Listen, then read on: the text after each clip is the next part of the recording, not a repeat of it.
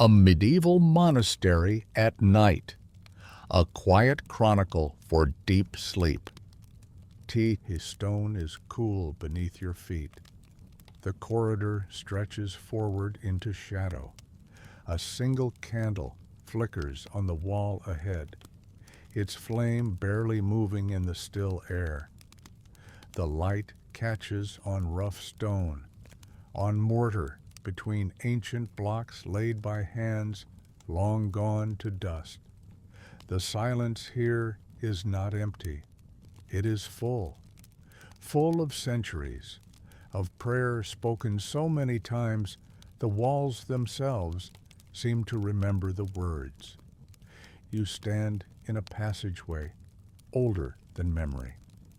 The ceiling arches above, disappearing into darkness. Somewhere far away, a bell tolls once. The sound rolls through the stone, through the air, through your chest. Then it fades. The silence returns, deeper than before. This is a monastery. This is night. This is a place where time moves differently. The floor beneath you is worn smooth by countless footsteps. Monks have walked this path for generations. They walked it in youth. They walked it in old age. They walked it in darkness just like this, carrying candles just like the one that burns now on the wall. The wax drips slowly. A small pool has formed at the base of the holder, hardened layers from nights before, from months before, perhaps from years before. You move forward. Your steps make no sound. The air is cool, but not cold. It carries the scent of old wood, of beeswax, of stone that has stood through rain, through snow, through summer heat. There is something else, too. The faint trace of incense from evening prayers, hours ago now, but still lingering in the stillness. The corridor opens into a cloister. Moonlight falls through the arched openings along one side. The courtyard garden lies in silver shadow. You can see the shapes of herb beds, neat paths between them, a fountain in the center with water that catches the moon like scattered coins. The fountain makes a soft sound. Water falls into water. It has fallen this way every night for longer than anyone can remember. You pause here. The arches frame the sky. Stars burn cold and distant. They are the same stars the first monks saw when they came to this place. The same stars that will shine when this monastery is dust. But tonight, they shine on stone that stands. They shine on walls that hold. A door stands open across the cloister. Candlelight spills from within, warm against the blue darkness. You cross the open space. Your shadow moves with you, long on the stones. The air outside is cooler. It touches your face, your hands. Then you step through the doorway into warmth again. This is the scriptorium. Long tables fill the room. On them rest parchments, inkwells, quills, standing in holders. The candles here are more numerous. They must be, for the work done in this place requires light. During the day, monks sit at these tables. They copy texts. They illuminate manuscripts with gold leaf, with colors ground from minerals, from plants, from earth. They work in silence mostly. The scratch of quill on parchment, the soft rustle of pages turning. These are the sounds of daylight hours. But now the scriptorium is empty. The work waits for morning. On one table, a manuscript lies open. The page is half finished. You can see the letters, carefully formed in dark ink. The first letter of a paragraph has been decorated with intricate patterns, with vines that curl, with tiny flowers in red, in blue. The gold has not been added yet. That will come tomorrow, when the light is good, when steady hands can apply the thinnest sheets of beaten gold to the waiting page. You move closer. The text is in Latin. You cannot read the words, but you can see the care in every line, the devotion in every curve of every letter.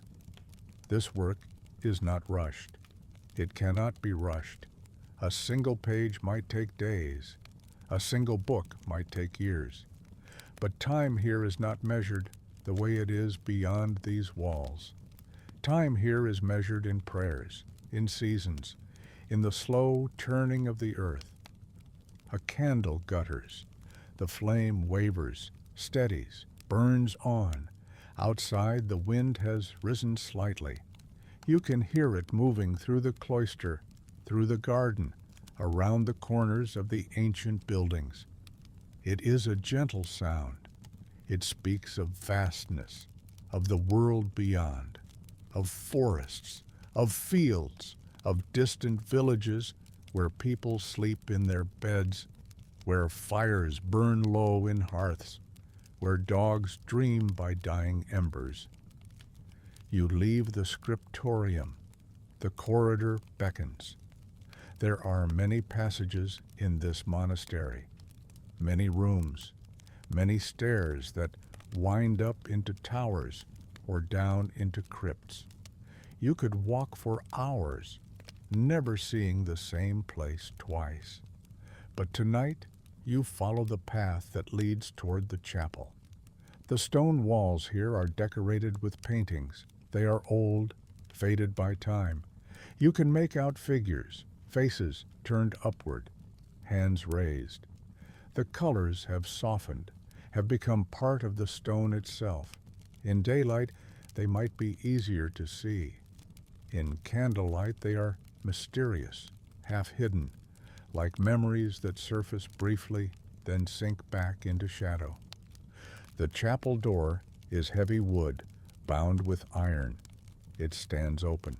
Inside, candles burn on the altar. They are the only light. The chapel is not large, but it feels vast. The ceiling rises into darkness. The stone columns march in rows toward the altar. Between them, shadows pool deep. You enter quietly. This is a place of reverence, even empty, even in silence, especially in silence. The floor here is stone as well, but different from the corridors. Here there are tiles worn smooth, set in patterns. Some have been replaced over the years. You can see where newer stones sit beside old ones, the colors not quite matching. The wooden pews stand in rows. They are simple, unadorned, made for function, not beauty. Yet there is beauty in their simplicity, in the grain of the wood, in the way they have been shaped by time, by the weight of bodies at prayer. You sit. The wood is cool, solid beneath you. From here you can see the altar clearly. The candles stand in brass holders, polished by centuries of hands. The flames do not waver. The air in the chapel is perfectly still. Behind the altar, a wooden cross hangs on the wall. It is dark with age. Simple, unadorned. It has been there since the monastery was founded. It will remain long after. Time passes. You cannot say how much. There is no need to measure it. The candles burn. The shadows do not change. The silence deepens. It is not oppressive. It is comforting. It is the silence of a place that has held vigil for centuries, that will hold vigil for centuries more. Somewhere distant, you hear footsteps, soft, measured. They approach slowly. A figure appears in the doorway, a monk, robed in dark cloth, a hood covering his head. He carries a candle. He does not look at you. Perhaps he does not see you. Perhaps you are not meant to be seen. He moves to the altar, kneels, bows his head. His lips move in silent prayer. The candlelight catches on his hands folded together. They are old hands, weathered, marked by work. He prays for some time. You watch without watching. Your attention drifts. The candles on the altar, the shadows on the walls, the way the light catches on the grain of the wooden pews. The monk rises eventually. He bows to the altar. Then he turns, moves back down the aisle. His footsteps fade. The door does not close. The silence returns, but it feels different now. Warmer, as if the prayer has left something behind, some subtle change in the air, in the light, in the way the chapel holds the night. You rise. You move back into the corridor. The monastery sleeps, but it is not empty. Other monks are here, in their cells, in their beds. They sleep the sleep of those who have worked hard, who have prayed earnestly, who will rise before dawn to begin again. The routine of their days has not changed in generations. It will not change in generations to come. You find a stairway. The steps are stone, narrow, worn in the center where countless feet have climbed, have descended. You go up. The stairs wind. The walls close in. There is a window, a narrow slit in the stone. Through it, you glimpse the night. The moon is lower now. The stars have wheeled across the sky. How much time has passed? It does not matter. At the top of the stairs, a door stands open. Beyond it, a small chamber, a monk's cell. The room is barely large enough for a narrow bed, a small table, a single chair. On the table, a candle burns. Beside it, a book lies open. The monk who lives here is not present. Perhaps he is at prayer. Perhaps he walks the cloisters, meditating, contemplating. His cell waits for his return. The bed is simple. A wooden frame, a thin mattress stuffed with straw, a rough blanket folded at the foot. There is no comfort here by the standards of the world beyond. But there is peace. There is simplicity. There is freedom from the burden of possessions, from the weight of wanting more. You do not enter the cell. You move past, along a narrow hallway. Other doors line the passage, all closed. Behind each one, a monk sleeps or prays or lies awake, thinking thoughts known only to him, to the silence, to the night. The hallway leads to another stairway. This one descends, down into the depths of the monastery, down where the stone is older, where the air is cooler, where the silence is heavier. You follow the steps carefully. There is less light here.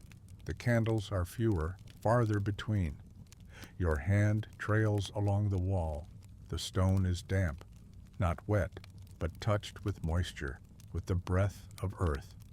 At the bottom, a cellar. Barrels line the walls. Wine ages here, made from grapes grown in the monastery's vineyard. Bread is stored here, wheels of cheese, sacks of grain. The provisions that will sustain the community through winter, through seasons of scarcity. The air smells of earth, of yeast, of the slow fermentation that turns grape into wine, that transforms simple ingredients into sustenance. A cat moves in the shadows. Its eyes catch the candlelight, shine green, then it is gone, silent as thought. The cellar is its domain, as much as any monk's. It keeps the stores safe from mice, from rats. It is part of the community in its way, fed on scraps, tolerated, perhaps even loved in the quiet way these men love simple, useful things.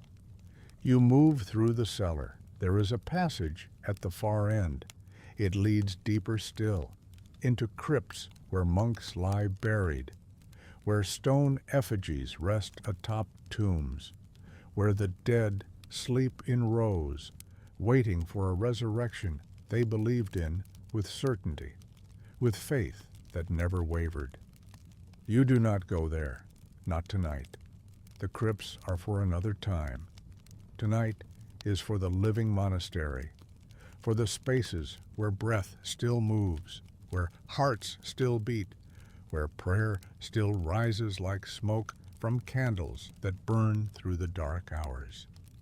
You climb again, back to the level of the cloister. The moon has set. The courtyard garden lies in deeper shadow now.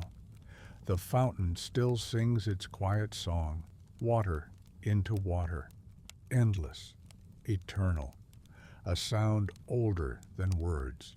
You cross the cloister again. The stone beneath your feet is familiar now. You know this path. You have walked it, though you cannot remember when, perhaps in a dream, perhaps in some other life, some other time. The monastery exists outside time. Within its walls, past, present, future blur together, become one. The refectory door stands open. Inside, long tables stretch in rows. This is where the community eats in silence, taking their meals while one of their number reads aloud from Scripture, from the lives of saints, from texts chosen to nourish the soul while the body is nourished. The tables are bare now, clean, waiting for morning when bread will be broken, when simple food will be blessed, consumed, given thanks for. The kitchen lies beyond. Even now, in the depth of night, there is a faint warmth here. The great hearth holds embers still. They glow softly, red beneath ash. Someone will rise before dawn to stir those embers to life, to build the fire that will cook the first meal of the day. The bread will be baked. The porridge will be made. The routine will continue as it has continued for generations beyond counting. You leave the kitchen. The corridors lead on. They twist. They turn. Each one reveals something new, something old. A niche in the wall holding a small statue, a saint, perhaps. The features are worn, smoothed by time, by the touch of hands reaching out in prayer, in supplication, in simple affection. The statue is stone, but it feels alive, as if centuries of faith have given it something beyond mere form. You pass a window. Dawn is still hours away, but you feel it coming. The darkness has a different quality now. Not lighter, not yet, but less deep, as if the night has reached its fullest point, has begun the slow turn toward morning. In a small side chapel, a monk kneels alone. His face is turned upward. His eyes are closed. His lips move silently. He is so still he might be carved from stone himself, but then his chest rises, falls, a breath, another. He is alive. He is present. He is lost in prayer, so deep that the world around him has fallen away. Only the silence remains. Only the presence he addresses, unseen, unheard, but felt with certainty that cannot be shaken. You do not disturb him. You move on. The monastery is full of such moments. Monks at prayer in hidden corners, in small chapels, in their cells. Prayers spoken aloud, prayers whispered, prayers that rise from hearts too full for words. The building holds all of them. The stones absorb them. The very air is saturated with centuries of devotion, of seeking, of finding something beyond the world's noise, beyond its demands. You find yourself in the library. Tall shelves reach toward the ceiling. Books line every wall.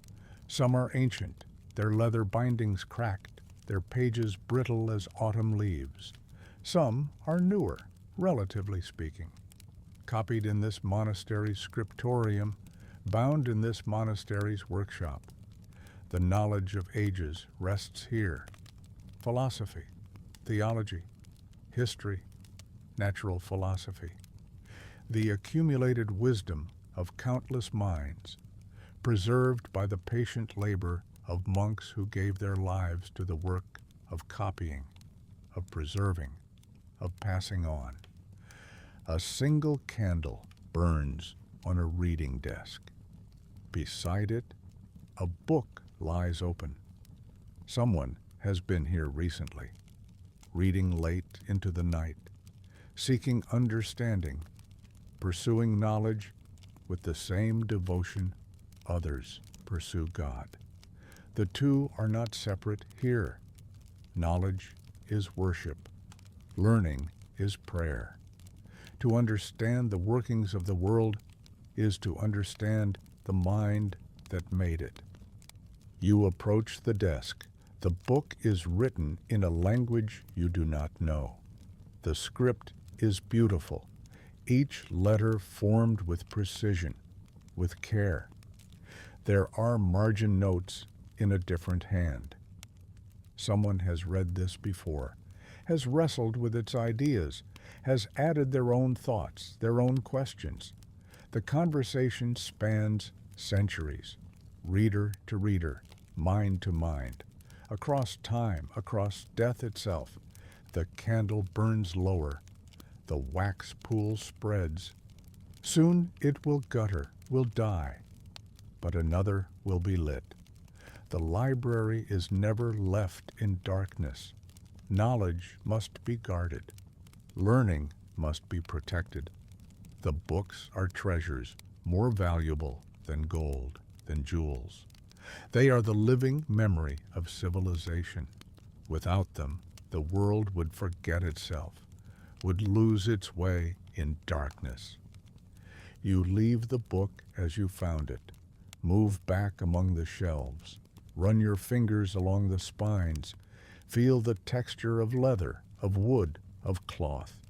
Each book represents years of labor, years of life given to a single purpose. The dedication humbles, the devotion inspires. You leave the library. The corridor outside is darker. The candles have burned low here too. The night deepens even as it prepares to end. This is the darkest hour, just before dawn. The hour when the world holds its breath, when even those who do not sleep feel the weight of the darkness, feel time suspended, poised between what was, what will be. You walk slowly now. There is no hurry. There has never been hurry. The monastery teaches patience. It teaches the value of slow work, of careful attention, of doing one thing at a time, doing it well. The world beyond rushes. It races. It spins faster every year. But here within these walls, time moves at the pace it has always moved, the pace of seasons, of prayer, of breath. A bell tolls, not the great bell, a smaller one, calling the monks to vigils, the night office. They will rise from their beds, from their prayers, from their contemplations. They will gather in the chapel. They will sing the ancient psalms, their voices rising in the darkness, weaving together in harmonies that have echoed through this space for centuries. You hear them coming, Footsteps in the corridors, soft, shuffling, the rustle of robes. They appear from doorways, from stairways. Figures in the darkness, carrying candles. They do not speak. They move with the ease of long practice, of routine so deeply ingrained it requires no thought. They file into the chapel, take their places in the choir stalls. The candles multiply, the light grows, not bright, but sufficient, enough to see by, enough to read the ancient words, to sing the ancient songs. The office begins. A voice rises alone, chanting in Latin.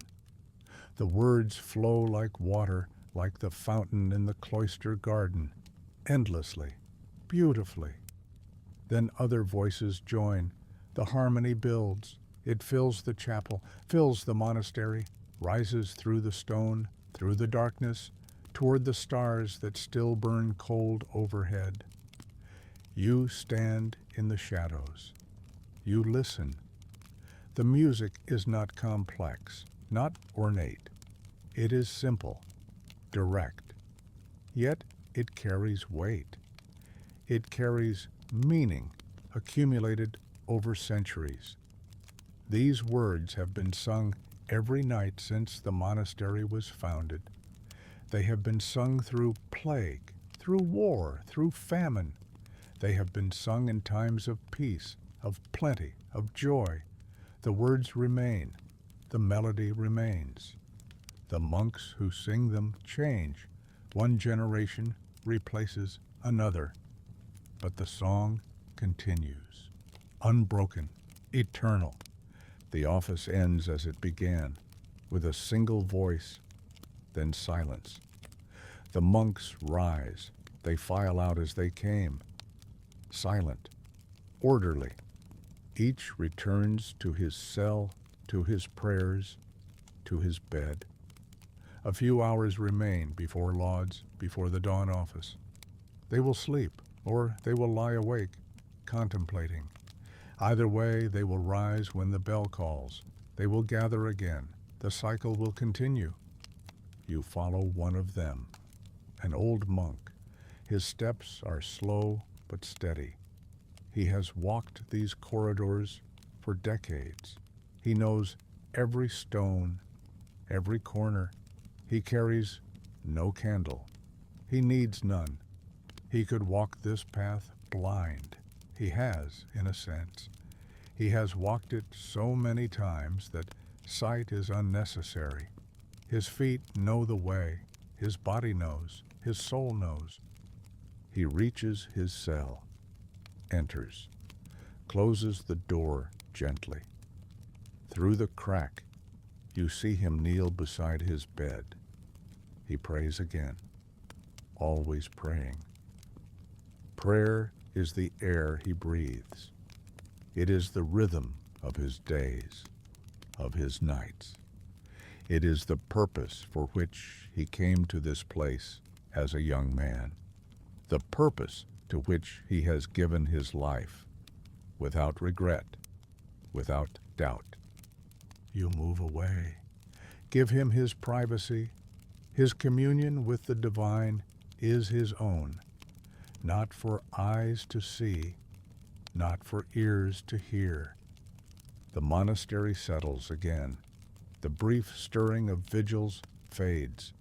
The silence returns, deeper now, fuller, as if the prayers have enriched it, have given it substance, have made it more than mere absence of sound. You find yourself in the cloister again. The garden lies in darkness. The fountain sings, always singing. The water is cold, drawn from a spring deep beneath the monastery. It has flowed for centuries. It will flow for centuries more. A gift from the earth, a blessing counted daily.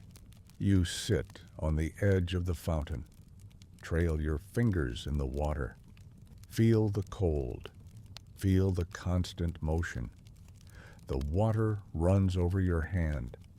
You think of rivers, of streams, of the sea far away where all water eventually goes, then returning as rain, as snow, falling on mountains, seeping into earth, emerging as springs, as fountains.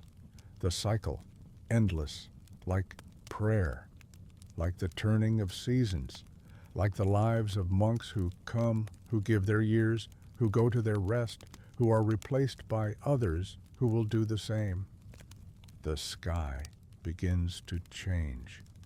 You cannot see it yet, but you feel it. The darkness thins. The stars fade. Not gone, but less bright. Overwhelmed by something greater approaching, the sun, still below the horizon, but coming, inevitable, unstoppable. A bird calls, the first of morning, its voice tentative, testing. Then another answers, and another. The birds know. They always know.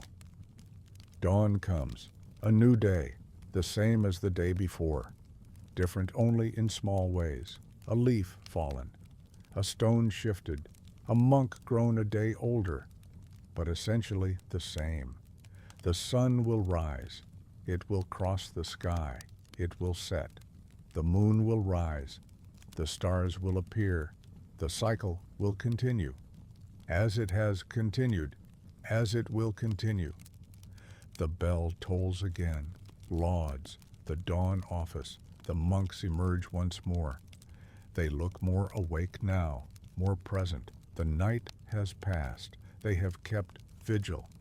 They have prayed through darkness. Now they greet the light with praise, with thanksgiving, with voices raised in song. You do not follow them this time. You remain in the cloister. You watch the sky lighten. The blue of deep night gives way to gray, then to violet, then to rose. The color spreads, slowly, steadily. The light touches the top of the monastery's bell tower first, then creeps down the walls, down into the cloister, into the garden. The herbs emerge from shadow. Rosemary, sage, thyme, lavender. Their scents will strengthen as the sun warms them, but already you can smell them faintly. Green, living, growing. The fountain takes on color. The water sparkles. The stone basin shows its age in daylight. Cracked, repaired, cracked again, but still holding water, still functioning, still beautiful in its endurance. The monastery walls glow golden in the early light. The stone that seemed gray, cold in darkness, reveals warmth, richness, the labor that went into building this place. Stone cut from quarries, hauled by cart, by hand, lifted into place, mortared, made to stand, made to last. The builders are gone. Their names are forgotten. But their work remains, a testament, a prayer in stone. Inside the chapel, the office continues. You hear the voices, fainter now with distance, with walls between, but still present, still beautiful, still doing what they have always done, marking time, sanctifying hours, making the ordinary sacred. You stand, you have walked through the night. You have seen the monastery in its quietest hours, in its holiest hours, perhaps, when the world sleeps, when only those called to this life keep watch, keep faith, keep the ancient rhythms alive. The sun breaches the horizon, light floods the cloister, the garden, the fountain. The world returns, color, detail, the sharp edges of reality after the soft blur of night. But something remains, something carried from the darkness, into the light, the peace, the stillness, the sense of something greater, something eternal, something that does not change even as everything changes. The monastery stands. It has stood through centuries. It will stand through centuries more. Within its walls, men will pray, will work, will seek God, will seek themselves, will find both or neither. But they will seek with devotion, with discipline, with lives given fully to a purpose beyond themselves. The night is over, but it will return, as it always returns. And the monastery will be here, waiting, holding vigil, keeping faith through darkness, until light comes again, as it always comes. The bells ring, morning fully arrived. The day begins, but the night's gifts remain, the silence, the stillness, the peace that passes understanding, carried forward into daylight, into the work of hands, the prayers of hearts, the songs of voices raised in praise. You breathe deeply. The air is cool, fresh with dawn. You feel rested, renewed, as if you have slept deeply, as if the night has given you something, not just rest, but restoration, not just silence, but understanding. The monastery's gift, given freely to all who enter, to all who walk its corridors, sit in its chapel, listen to its bells, the gift of peace, of stillness, of time measured differently, of a life lived deliberately, fully, in pursuit of something beyond the noise, beyond the rush, beyond the empty accumulation of days. The cloister empties. The monks have dispersed to their morning tasks. The garden waits. The fountain sings. The light grows stronger. The day unfolds, as it always unfolds, as it always will. You turn. You walk back through the corridors one last time, the stone cool beneath your feet, the air calm, the light slanting through windows, illuminating what was hidden, revealing what the darkness held.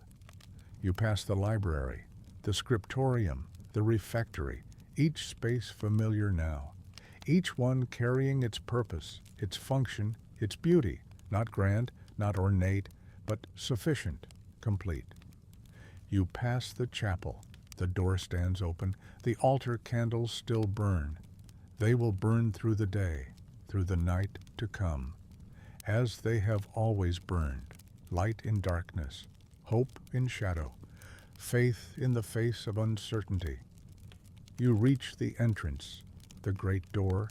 It stands open to the morning, to the world beyond, to fields, forests, villages, to the life that continues outside these walls, different from the life within, faster, louder, fuller of distractions, of demands, of endless rushing from one thing to the next. But you carry something with you now, the memory of stillness, the gift of silence, the peace found in a place where time moves slowly, where prayer is the rhythm of days, where simple tasks are done with care, with attention, with devotion. You step through the door, the sun is warm on your face, the world awaits. But the monastery remains behind you, always there, always waiting for the next night, the next vigil, the next soul seeking rest, seeking peace, seeking something beyond. The bells toll, marking the hour, calling the faithful, reminding the world that some things endure, some things remain, some things are worth protecting, worth preserving, worth giving one's life to maintain. The monastery stands, eternal, timeless, a refuge, a sanctuary, a place where night is not feared, where darkness is welcomed, where silence is cherished, where prayer rises endlessly, where peace waits for all who seek it. Rest now. The night has passed. The vigil is kept. The dawn has come. Rest, knowing that when night falls again, the monastery will be there. The candles will burn. The bells will ring. The monks will pray. The fountain will sing. The silence will deepen. The peace will hold. Rest now, in the peace that passes understanding, in the silence that speaks volumes, in the stillness that moves mountains. Rest now. The monastery keeps watch. Rest now.